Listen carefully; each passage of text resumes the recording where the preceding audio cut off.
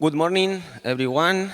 It's a pleasure to be here 1 year more. I hope you really enjoy today because there is a great panels and great panelists like the three women are today with me. I'm gonna let them introduce themselves, and after we will start with the conference that I think is gonna be very, very interesting. So, Begoña, good morning. Could you please introduce yourself? Yes.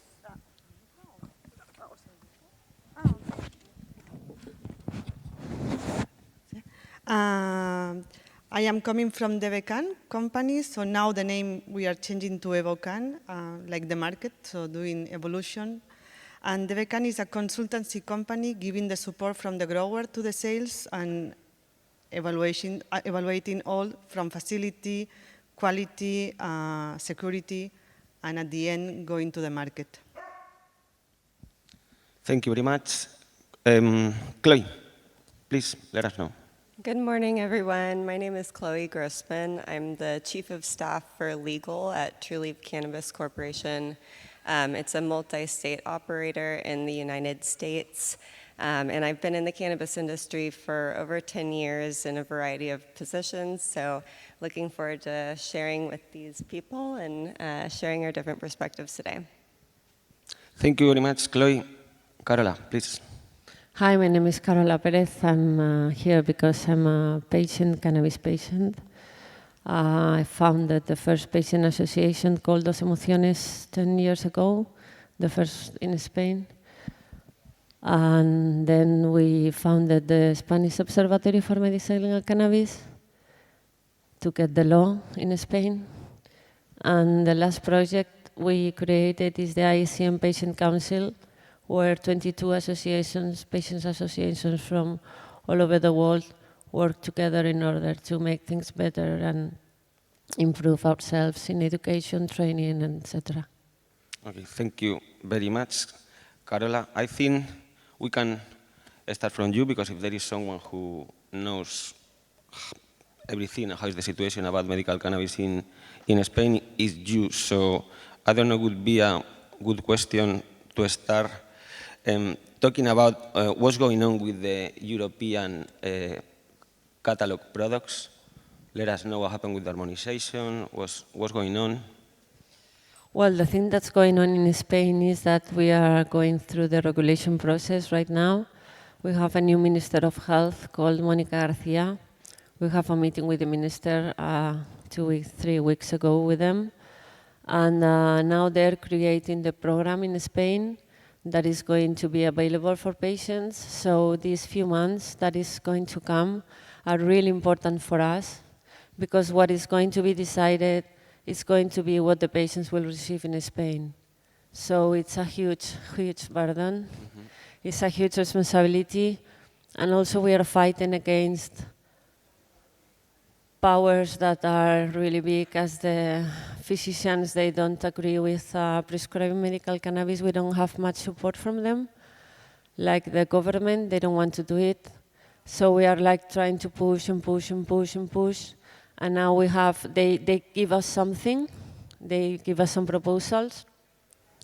But now we want to improve them. Like, for example, the use of the flower, vaporizing for patients is a need. They say it's not. So we are trying to change this. We have this hard work to do in the next few months. It's too much. Yeah, I hope something changes soon because it doesn't make any sense. Chloe, by comparison, can you please tell us how is the medical cannabis market in the USA? Overview. Sure. So there's a lot going on in the US, and kind of like in Europe, like each country is different in terms of their cannabis policy. Each state is different in terms of its cannabis policy in the US. I think just at a high level, you can think of three different big categories of different medical markets. One is the low THC medical market. So a few examples would be Texas, Georgia. They tend to be more conservative states. And in these markets, there's typically a limit on THC, anywhere from 0.3% THC to 5% THC. There's really a huge restriction on different product forms. Usually no smoking or vaping, like Carola was saying. And in these markets, there's often a lot of competition from hemp products. So there's a lot needed in terms of patient education, in terms of the safety profiles of regulated versus semi-regulated products.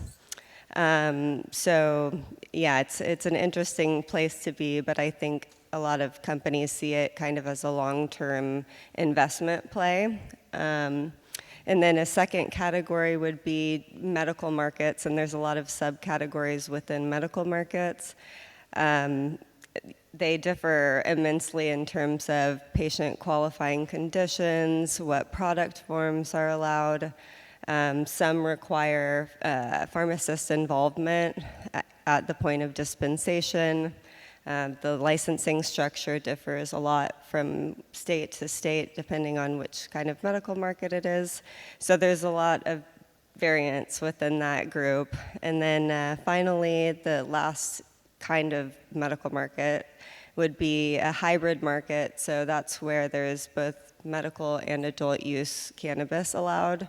And in those markets, I think from a patient's perspective, one of the things I find interesting is that some states put restrictions in place or requirements in place to ensure that businesses continue to really give a good quality of service to patients. So there can be inventory set-asides for patients, as well as expediting patient access at the point of dispensation. So yeah, those are just a few of the differences, lots to unpack within the US. Thank you so much, Chloe. We will talk after what do you think is going to be the future, but let's start with Begoña. And talking about Spain, Begoña, because that's your expertise. Yeah. Well, that's what you do. That's what you do. That's what you want to do. That's what you do every single day.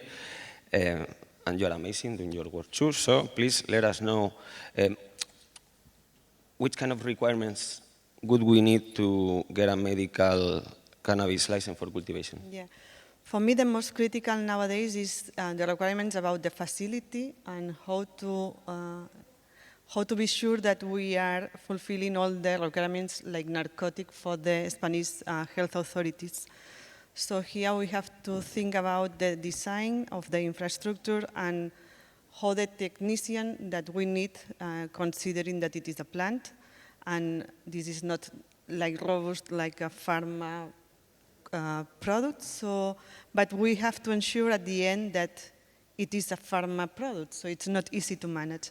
A part of the technician of the facility, the security measures, and at the end, how to develop the quality system showing the traceability to the Spanish authorities that is requesting like a narcotic product. So for me, this is the most critical point. It takes time, so we are speaking about a project that it will be more than 2 years. So, and Spanish authorities is changing the idea, so the requirements nowadays is not the same like 6 months ago, so I think that they are learning. So this, for me, this is the most critical point now. That's good. Also, I would like to know what is the biggest handicap we can find if we decide to start the process? Yeah, the handicap, I think that is 2 points. One is the big investment, so you have to consider that we will be speaking about minimum 6 or 8 to 10 million euro. So, and the time, so versus time. So you have to, when you decide to go on, at least you will be more than 2 years or 2.5 years only doing investment. So without the vision of the market or the sales. So I think this is the big critical point. So. Yeah. We know it's tough. It's tough to get a license. I would like in to say, Spain. Guille, if you allow me, that listening to Begoña, and they are one of the best companies that can help you how to invest your money in Spain if you want to go to GMP EU products. But I'm here today because the black market exists and the industry exists. And as in Europe and in Spain, things are really, really slow. We thank and appreciate the work that other companies and some people can go to prison any moment in Spain. So they are fighting a lot to get approval from the agency. And on the other side, there is a lot of cannabis in Spain. And we are having this strange situation, right? So at the end, the patients will go to cannabis social clubs, to the streets, or grow at home. And it's not that easy, no, to move on the pharmaceutical grade. So it's a huge deal in Spain.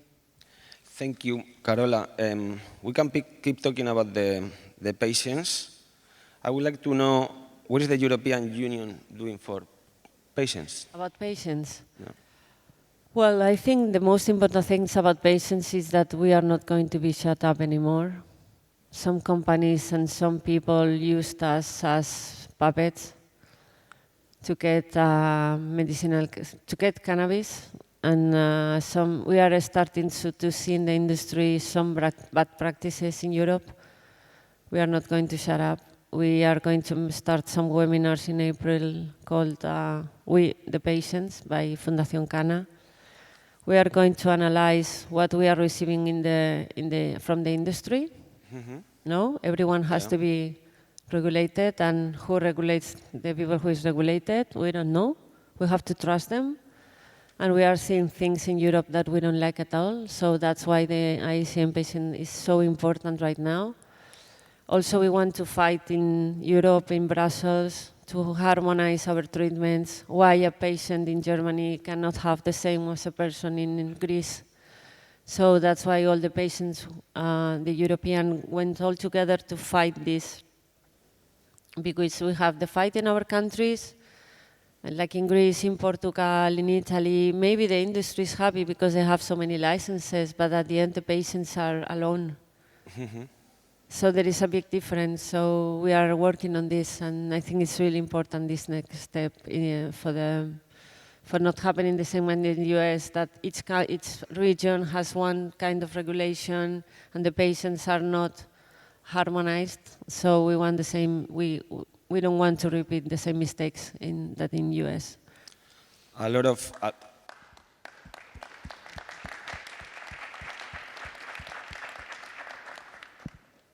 of work to do still, a lot of work to do. What about EMA? What do they do? Explain. Well, the International Association for Cannabinoid Medicines was created 25 years ago by Rafael Michula, Manuel Guzman, Franjo Grothenhermen, Donald Abrams, the right scientific of the world.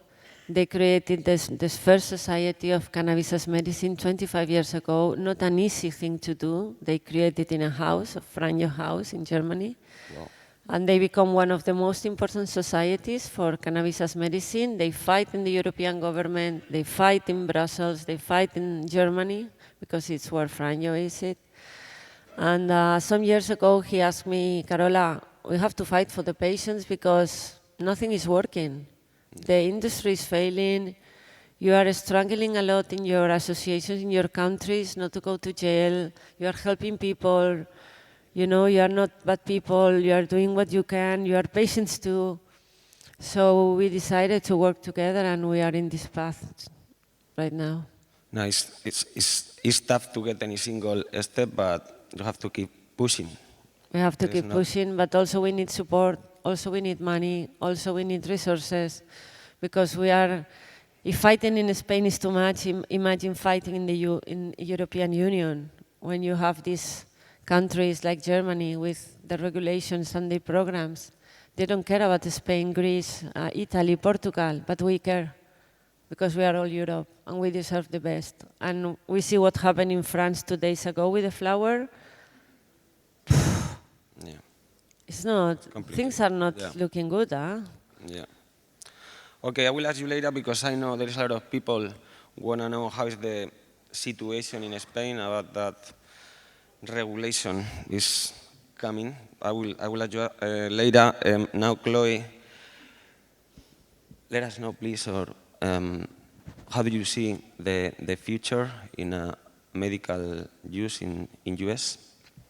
Sure. So I think the biggest thing that is coming up in the US, and it's not a sure deal, but our Health and Human Services federal agency has recommended to the Drug Enforcement Agency that they reschedule cannabis from Schedule 1 in the Controlled Substances Act to Schedule 3. So this would be the most important thing that's happened in cannabis regulatory history in the US in, I don't know, 80 years maybe. So what that would look like if the Drug Enforcement Agency decides to accept and implement that recommendation is that cannabis operators would no longer be treated like drug dealers. So there's some taxation components to that, but I think one of the really big impacts from a patient standpoint is that it would really open up the ability to do research, which is much needed. It's extremely difficult to be able to do research on cannabis in the US as a Schedule I substance. There's only a few different places that researchers can get cannabis for research, and the quality is very, very low. So it's not really even very useful in terms of looking at what real cannabis products look like and what their impacts can be. So I think research is one of the big areas that's going to be impacted. But beyond that, just in terms of the stigma around cannabis, I think it would really help shift the narrative and help the society understand that cannabis is not dangerous. It's something that has a lot of medicinal benefit, and this was just the first step towards, I think, widespread acknowledgement of that. And I think there is a lot of people waiting for the federal regulation. Do you think that after the elections this November, something can change, or? Oh man, you could look on Twitter and see any number of people who claim to know exactly what's going to happen. I think the situation is we don't really know when the change is going to happen. We don't know exactly what's going to happen. Something should be coming, but anyone who says that they know is, probably not telling the truth. Let's see. We'll pay attention. And Carola, just another trend talk. How is the situation in Spain? What happens about the medical regulation? It's a trend. Everyone is talking about the future Spanish medical regulation. Let us know how is the situation.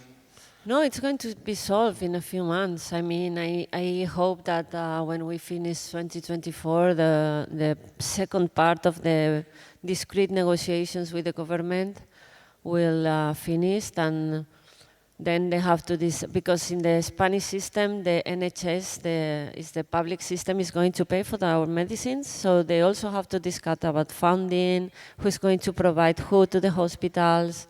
So it's going to be a lot of things to discuss too, while we are complaining about what the government offered to us. So while we get an agreement, if we can, if we have some power, let's go to the press, let's go PR campaigns. We have a few months to try to make things better in Spain. If we don't do now, then it's going to be too late and too much work to change anything from this law, from this decree.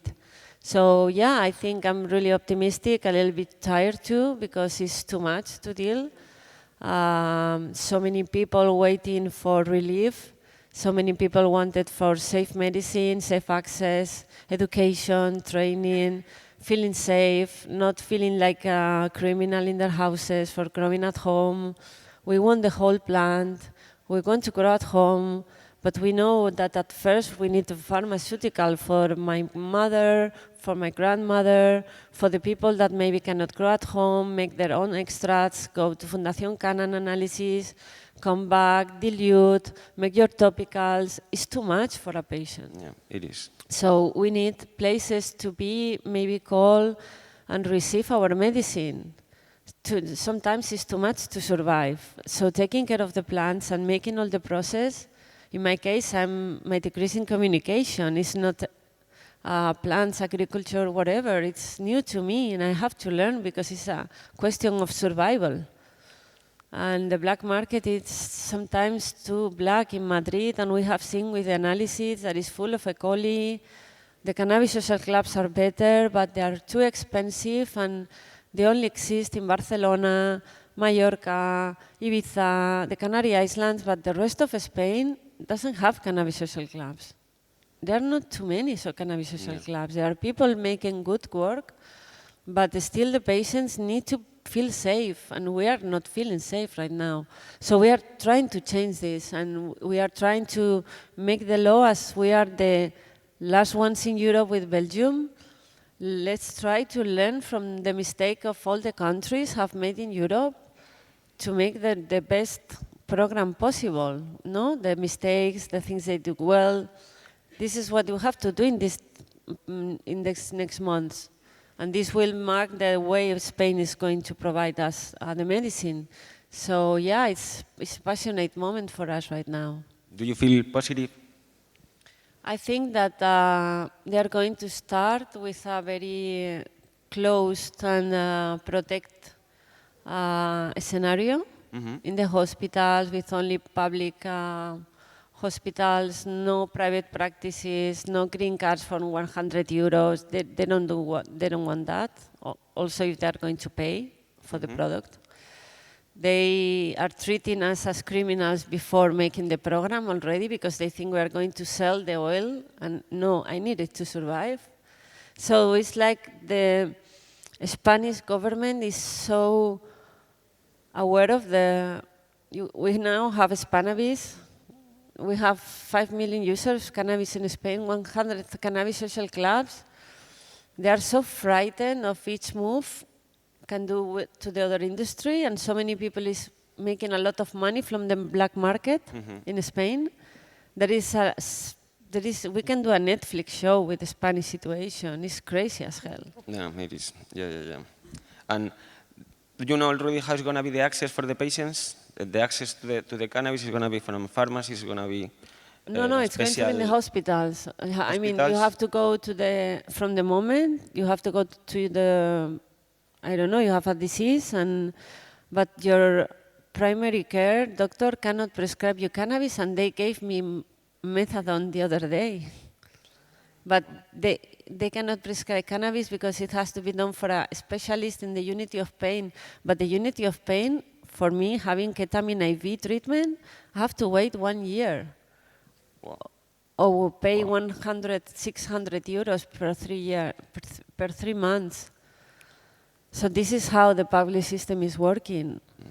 So if you only give us the public system, it's not going to work because we are many people. The pharmacies in the hospitals are overloaded. We already know. They have to learn how to use cannabis because it's not easy for them to. They don't know anything about cannabis. The other day in the meeting, the Minister of Health with the doctors, they confused CBD with dronabinol. So this is the point that Spain is. So everyone is saying like, push Carola, and it's like, well, the observatory can do what we can, but we are fighting ignorant people who is paid by the pharmacy companies, the big pharma, not the pharma from the cannabis industry, the big pharma. And Spain is one of the best places for lobbies to do whatever they want. And we know that. With the sun, with the cannabis, it's Spain. It's Spain. Yeah. We have to deal with it. But they don't realize yet. But let's cross our fingers. Do you know which kind of products would be in the market? I don't know if it's going to be flowers, tinctures, extractions. It's soon to say, but I think the formulas magistrales at the end is going to be the way, but we are fighting so hard to have flowers with us because they remove the fentanyl for chronic pain patients because of the overdoses we were having, but we need some rescues. And we said to the government the other day in the meeting, we need flowers.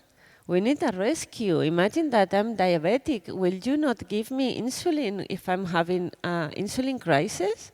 And he said, yes. And I said, why don't you give a rescue to a pain patient? We can fall down in a minute and lose consciousness. They don't care. They don't know what to say to you because it's, as long as the companies sell the cannabis in other countries, they are not going to help us either because they have their business running. And there is so we are alone. And no way for patients to grow any plant. That's not on the table at all. In Spain, you can grow at home, but you can go to jail because if a neighbor complains, the police come to your house. Maybe you can go to jail for 48 hours and then go to a judge, and then the judge will decide if you are a drug dealer or not. I'm so sorry. I'm too old. I'm too tired. My pain is too high to deal. I'm just making my medicine because you don't provide me. So if you want to take me to jail, do it. But I'm not going to stop taking care of myself because you don't do it. I'm not going to hide. I'm not going to hide. If we don't fight, we are done. Yeah, no, I understand just a tired because it's been a really long and tough way. I really know, Carola. So thank you for your work.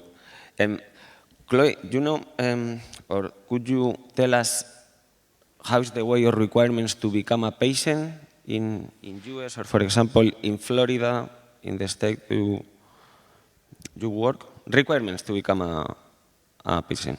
Yes, so like many other things in the U.S. cannabis industry, it differs immensely from state to state. Generally, you have to have a recommendation, not a prescription from a doctor. Actually, the recommendation rather than prescription is one of the ways that the cannabis system works outside of the federal regulatory landscape, because federal law doesn't allow cannabis right now. Drugs are federally regulated and prescribed based on federal regulations. So, recommendation rather than prescription from a doctor for a qualifying condition. You have to be a resident of the state, and usually there's not too much more to it. There's usually a fee. But in some states that are pretty anti-cannabis, anti-patient, they put a lot of blocks into place to try to make it as difficult as possible for patients to get certified. So that can mean having to have a recommendation from 2 separate physicians, having to have a recommendation from 2 separate physicians in 2 different areas of medicine. So that makes it very difficult, especially when you're in the early phases of a medical program where there is a lot of stigma, there is a lot of fear from physicians. But luckily, those types of policies tend to open up over time as people see that the sky is not going to fall, that people actually have a legitimate medical use for cannabis, and that it's not just an excuse, So I think we see a lot of progress over time, as I hope Spain will as well. And when the doctor prescribes you some cannabis, it's like you have like a total amount of grains per month, or I don't know, any milliliters of any tincture or oils? Yeah. How does it work? It differs from state to state. I'll just use Florida as an example. In Florida, the doctor can recommend certain product forms for you. So flour, for example, is recommended for some patients and not others. Edibles, some patients, not others. And then you get a total allotment of milligrams of cannabis that you can get, or milligrams of THC and CBD that you can get.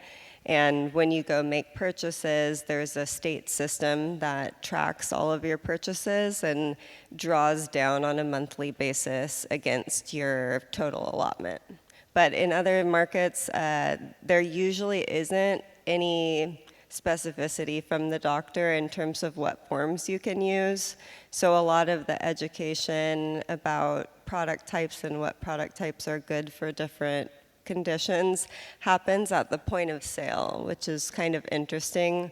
A lot of doctors are pretty reluctant to tell patients this product type or this product form would be good for your condition. But I think more of that is needed, and hopefully as research opens up, we'll see more medical guidelines in terms of how cannabis is recommended. And do you have to renew your prescription also? It's like... Yes. So usually it's an annual renewal, which requires another trip to the doctor. So that adds some expense, of course, and also makes it a little bit more difficult for patients. Some states allow teledocs, so a video call with your doctor, but a lot require you to go into your doctor every 6 months, every year to ensure that you still have your qualifying condition, and then your paperwork is processed with the state and your card or registration is renewed or not. Thank you, Chloe. And I don't know, Carola, we were talking about an German rapper. About what? German rapper, about an advertisement. You remember? No, we were talking. Okay? No, okay. We were talking about because the Germany legalization, the way they were using patients, and you told me something about a singer, and a German singer, and there was an advertisement. Was not very okay. Don't worry. Don't worry about that. When do you think? Let's go back to the regulation. You said that it's going to be like in 2 months, 6 months. It's going to be like the last step. So if in 6 months we don't have finally the regulation, it's like the last chance because we've been waiting for 2 years. Well, the issue is that also we have the news from yesterday in Catalonia that they have elections in 2 months. So the situation in Spain, let's see what happens with the government, because if the government falls again, I'm sorry, but we are not going to make another 4 years in the Congress. It has been 10 years, I think it's too much. We have been through too much. They have mistreated us too much. So, we are like already prepared for something to happen when we want to touch the final, get the flower, then suddenly a pandemic, then suddenly new elections, then suddenly 155th in Catalonia. Some really hard happens in our country when we were about to touch the glory, and we lost, and we lost, and we lost, and we lost. We touched it, we lost it, we touched it, we lost it. So now I'm just trying to be neutral because it hurts me like a patient in my pain and in my health, mental health.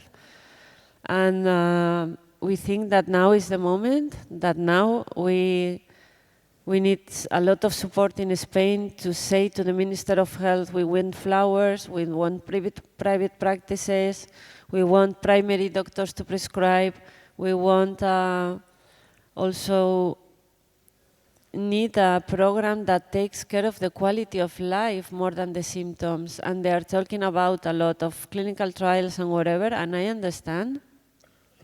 But the patients, we are not going to wait. And we are going to be medicated yes or yes.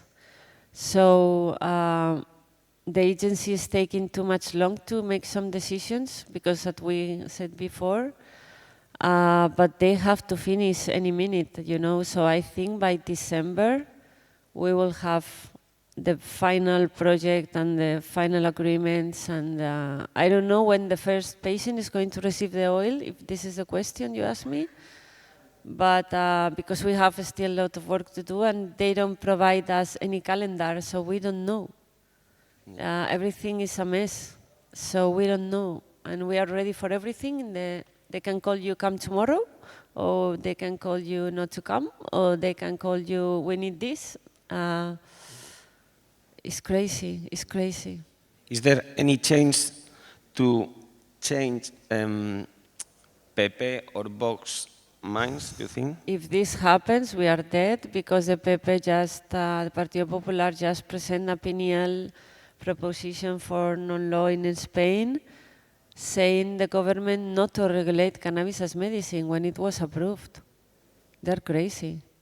So imagine a government with them and Vox, that they insult me in the government. So it's impossible. No, it's not going to happen. So if we don't do now, it's not going to happen at least in 5 years.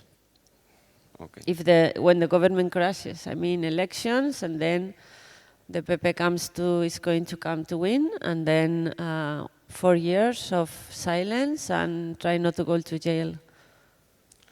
No, I don't really believe they're going to change their minds. So thank you, and I think we finished? Okay. Thank you.